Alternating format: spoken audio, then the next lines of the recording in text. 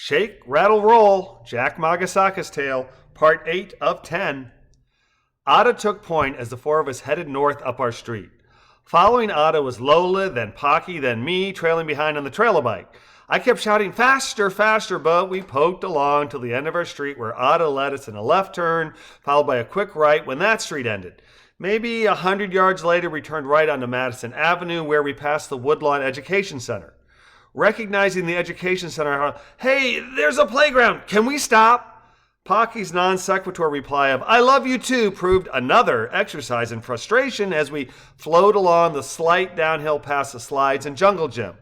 And can you stop shaking around back there? He added before hollering, hey, Lola, now I remember why I like pulling the trailer bike with the tandem so much better than with the single. Every time little Buttercup wiggles, he throws me off track. The tandem's long wheelbase isn't affected nearly as much. Buttercup, he added to me, stop wiggling. Who, me? I replied, wiggling back and forth on my seat. I'm not wiggling. You are.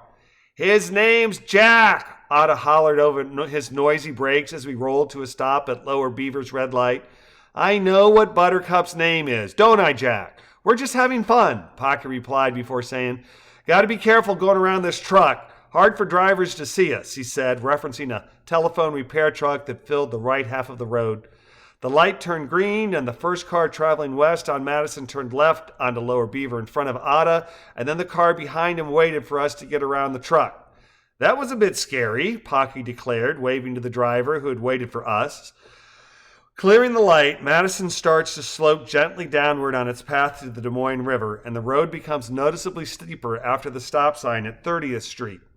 Ada and Lola zoom down the hill, but after a short interval of increased speed, we start to shimmy dramatically, causing Pocky to slow dramatically. Jack, he says, his voice showing a touch of irritation, we're not going to be able to go very fast if you don't stop with the Bill Haley shake, rattle, and roll bit. Pocky's illusion was lost on me, but not his irritation. I'm not trying to shake, Pocky. It's this trailer bike. Lola and Dad are getting away from us, I declared as the two of them accelerated down the ever-steepening hill.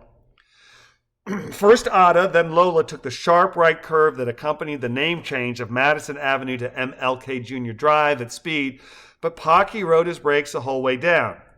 They waited for us at the first curb cut that allowed slow but passable access to the trestle trail from MLK, and when we caught up to them, Ada said, which way? Better head left, Pocky said. Pretty sure there's flooding up at the Des Moines. Left it is, Ada replied, heading north on the trail.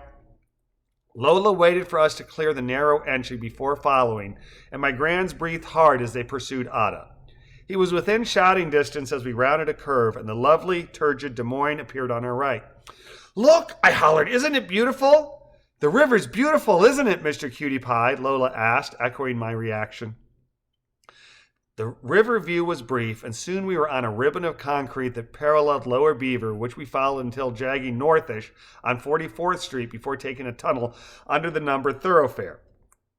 After a couple miles of shaded woodlands and a sharp left turn, a barricade appeared before us, and we stopped. Now what do you want to do? Ada asked of Packy. You mean, should I stay or should I go now? Packy asked. Gee, Lola, what do you think? Well,